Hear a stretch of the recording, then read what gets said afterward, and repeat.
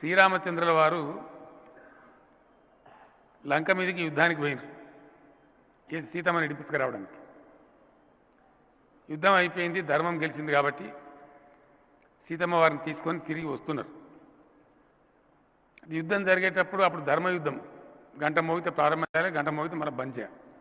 రోజు సాయంత్రం బంద్ చేసేవాళ్ళు. సమీక్ష చేసుకునేది ఎట్లా ఉన్నారు ఏమైందని.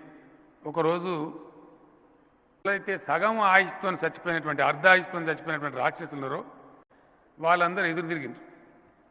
అయ్యా శ్రీరామచంద్రమూర్తి, మరి నువ్వు రామబాణం వేస్తేవి, దాన్ని గౌరవించి మేమంతా చచ్చిపోతుంది, మరి మా సగం ఆయుష్ సంగతి ఏంది? ఏం పర్వాలేదు, కలియుగంలో మీరు ఊరుకో నలుగురు చొప్పున కొట్టి మందిని మీక్కొని తినండి.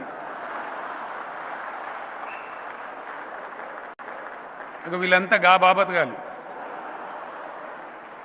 తెలియక మనుషులను రాముల వారు తన సైన్యాధిపతులతో కూర్చొని మాట్లాడుతుంటే వాళ్ళు చెప్పిండ్రు, సార్ మన సైడ్ ధర్మం ఉన్నది, ఎటు చేసి మనం గెలవాలి, మరి రాక్షసులు పెద్దగా ఉన్నాయి, మన సైన్యం ఏమో కోతులైపోయినాయి, ఎట్లనే చేసి గెలవాలి సార్ నువ్వు ఆలోచించాలంటే, నా దగ్గర రామబాణం ఉందా, రామబాణం వేస్తే అందరు చచ్చిపోతారు, కానీ అందరు చచ్చిపోవడం కరెక్ట్ కాదు, అది సృష్టి నియమానికి విరుద్ధం.